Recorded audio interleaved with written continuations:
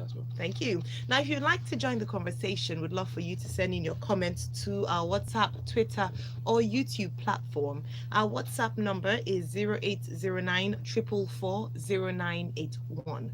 That's 09 444 0981. On Twitter, we're at Smooth981FM. Use the hashtag Business Express 981. On YouTube, search for us at Smooth 98.1 and use the live chat option to send your messages in as well. You can ask questions. Benedict will be more than happy to answer your questions, right? Yes, I will. Fantastic. All right, so let's go on to our stock market recap for Tuesday. So the stock market fell by 0.51%. Do you have any comments on? Exchange, as the bears have taken over the bull for a while.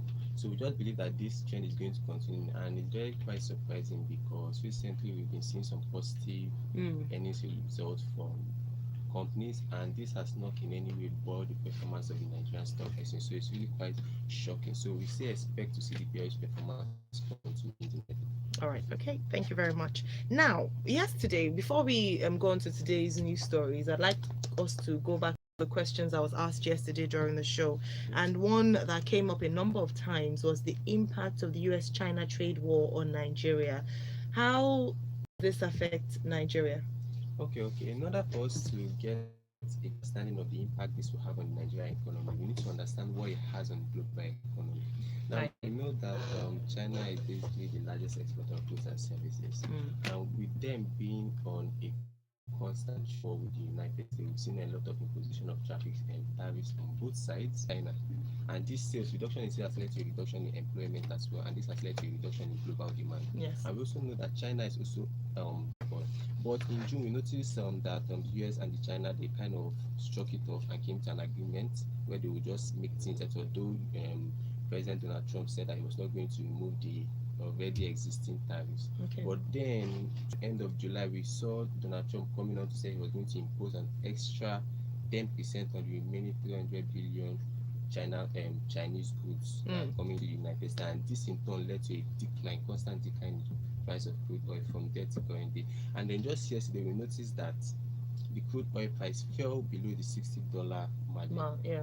and it fell. I think it settled at $59.79. And what impact this has on the Nigerian economy basically is that towards I think some months back, we saw the president signing the new Nigerian budget. Now, Yes. this new Nigerian budget has an assumption that the crude oil price is going to remain at $60, Yes. or at most $60, Yes. cannot go below that.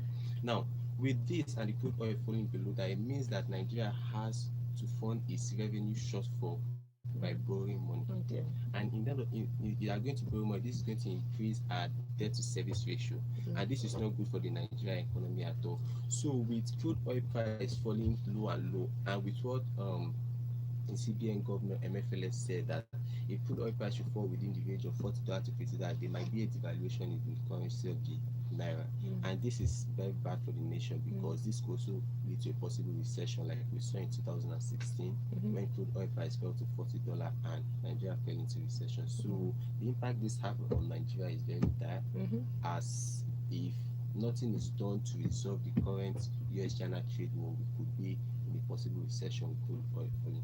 Thank you so much for breaking it down so well, Benedict. It's interesting because sometimes we see what's happening there and we think, it's just the two superpowers who are fighting, but we know that when two elephants fight, it's the grass that suffers, that obviously trickles down. So thank you very much. So from oil prices to an oil company and sacked workers. So I think it was last week we talked about what was going on, just an update on what's going on with Nupeng Chevron. That's Nupeng, Nigeria Union of Petroleum and Natural Gas Workers. What's the latest on this? Okay, so recently what we've noticed is that Chevron Nigeria they've recalled back all their staffs that they sacked. Oh, Yes, they actually did that, and it's actually not good news. surprising. It's a good news for the workers as well as the economy as well, because they were unjustly, shall I say, they were unfairly, they didn't get their right justice based on the agreement that they had signed before. So just a little bit of backstory. So Chevron Nigeria had planned to cut down 70% of their operation in the oil and gas industry. Okay. And in order for them to do this, there was a negotiation that was entered between Nupeng, NNPC, and the National Petroleum Investment Management Services with the Ministry of Labour. Now, this agreement said that they could only sack 30% of their contract staff. Yeah. Now, this 30% was to be shared equally between three groups. Okay. NUPENG, PEGSADA is the Petroleum and Natural Gas Senior Staff Association of Nigeria, as well as the non-unionized staff. So with this, and then also part of the agreement said that the executives, senior executives, could not also be sacked. And then last, anybody that felt free to go on their own accord, they could contribute to 30%. Yeah. But now what we saw Chevron Nigeria do now is to target only NUPENG contract staff. That's what. That was the report from last week. Exactly. So this was kind of an unjust call. Yeah. And we felt like if it was not for the intervention of the NNPC, yes, we would have probably seen an industrial action take place, which we are very lucky it didn't happen. So we're glad to see them return back to their work, and that is good. Fantastic. Thank you so much indeed for that. Now, to the matter of cybercrime, this was also a big story yesterday. We talked about the report. Indeed, someone has asked for a link to that report. So we discussed this yesterday, and it looks like the Nigerian Stock Exchange has taken a decision to protect itself. Indeed, we went in detail as to how people can protect themselves from cybercrime. Now, Benedict, I'd love for you to share, the decision with us, what's going on, what the Nigerian Stock Exchange is doing, and any bans in the horizon. Okay, so basically during the weekend we saw the Nigerian Stock Exchange release a new circular, and this circular was stating that the current dealing members in the Nigerian Stock Exchange they were banned from using email-based accounts to send official communications to the NSE. And the reason for this is that so basically we have this now for them to do this. They are trying to mitigate the risk of cybercrime. Now, one of the ones that has been showing up most recently is phishing. Yeah. Now, phishing is a situation where someone pretends to be an authorized agent, and then he sends you certain emails in order to get sensitive information like your username, your password, and credit card information. So, what the Nigerian Stock Exchange is trying to do here is to try and prevent capital operators from using a web-based email address to send emails to the Nigerian Stock Exchange. And replacement for this, so basically what they want is for them to create email accounts registered on a private domain to be used as a way of communication between them and the NSC. And this deadline, there's a deadline for September 30th, 2019, for which all dealing members have to comply with the requirements. If not, they will not receive or get any response from the NSC. Is that time frame realistic enough for them to comply with? I believe, if you ask me, I would say it is realistic. I don't believe it's enough time.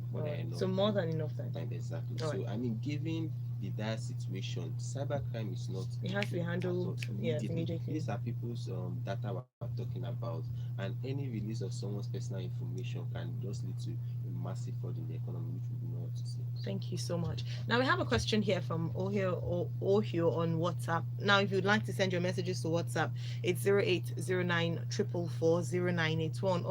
Ohu says, so is it safe to say that what the US and maybe China want is a reduction in oil prices? So at the end of the day, following your analysis of the impact on Nigeria as well as other oil producing countries, that's what they wanted, all along?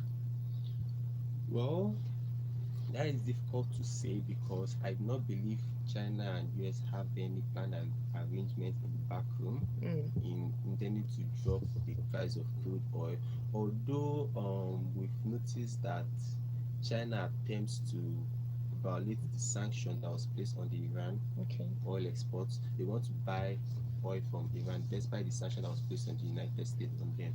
And then this in turn, if they were to do that, we'll notice that the crude oil price will possibly fall to a range between $20 and $30, drastically dropping the price of crude oil price. And this is because the supply is going to be outweighed by the demand.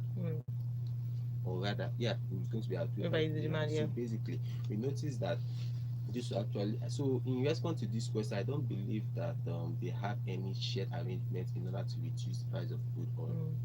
All right, then we have another question here from Daniel. Daniel says or asks, can you recommend good applications to trade international stocks, excluding Trove? Trade international stocks. Okay, I'm not too familiar with this subject, All right. but if you're looking for an application and if application here, I hope he means like a software. I believe so. Yes, So a yeah, software, yes. Particularly for either personal trade or, personal trade. yes. Okay. First and I'm foremost, assuming, Daniel, please clarify if you're listening, if you would like to yes. clarify that. But yes, based on application software, please Okay, answer the so question. in response to this question, I don't believe just diving into any application software to trade is the wise decision. First and foremost, do you have substantial knowledge on the capital markets and what it entails or what it takes to do a proper investment? Because if you do not have this, regardless of the application I give you right now, it Mm-hmm. won't be of any use. But in case you actually do have one, I can recommend, don't quote me though, I can recommend forex trading, or I Okay. can recommend IQ option. At Okay. least those are my top pick for now. All right, thank you so much, Benedict. Let's move on to our next story here. AMCON. So, Asset Management Corporation of Nigeria, news from Nairametrics is saying that they are taking over a firm. What are the details of this story, please? Okay, so basically we've seen that AMCON has been trying, or let me say rather, a company known as, I really don't know how to pronounce this, but Mhm. Bao Yao Bao Yao Yao Firms in Bio Abuja. Yeah, Firms, Bao yes, Yao in Firms in Abuja Abuja. and Calabar, they've been reclaimed and repossessed by AMCON, and this is because of their astounding debt Hmm. of 3.6 billion naira. And then this has been long overdue, as AMCON has given them time and have considered and gone into negotiation with them countless time, because for them to have taken this step in possessing their assets and yeah, all their assets, it shows that they've been deliberate in their efforts to ensure that they get a settlement from Mm. Bo- Boyo, Bao the Yao. Bao, basically. Bao Yao, yeah. So what we've seen basically is just them reclaiming the company in both Abuja and Calabar, as well as some of their assets. Okay. And this is just because of their standing 3.6 billion naira. But important to note that AMCON has a should I say a rule that if your debt comes up to 5.5 trillion naira, that is when it decides to claim or possess your debt. But here we are seeing that it's below that 5 trillion naira margin. This is just because of the time frame it has taken for this company to pay off its debt. All right. Now, the report from Nairametrics details what's gone on, so it's Mhm. a good read if you'd like to go on there. But just to say, it's following an order by Honorable Justice BFM Inyako of the Federal High Court, and it's ordered that AMCON take over two steel companies, and like Benedict Mhm. has mentioned, Bao Yao Futurex Iron and Steel Company Limited in both the FCT and Calabar State. Right, before we, I think that's the last story we'll be able to take. But before we go, there's this question here from WhatsApp. It's from Chikwado. He's asking, because earlier on we did take this during the business news at 6:30, the impact of China in quotes manipulating its currency to survive the trade war with the US. What's the impact of that?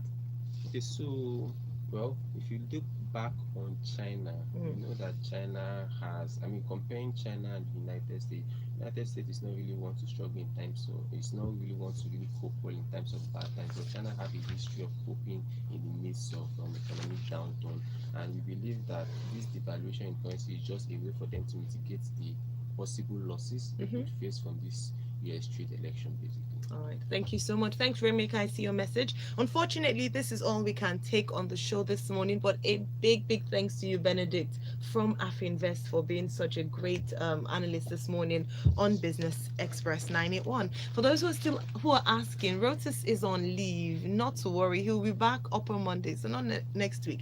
The man has to rest. He's here Monday to Friday without fail, and morning and sometimes on evening belt as well. So please bear with him. He'll be back upper week. So that is the 19th of August. So stay tuned. But before then, we have, I mean, he's brought in a number of fantastic people to help you answer your difficult business, news or business questions, sorry, that you might have. I'm Ayo Mairo Ese, and we're going to break. When we come back, we have another information coming up. It's Smooth 98.1. Stay tuned. Thank you. Thank you, Benedict. It was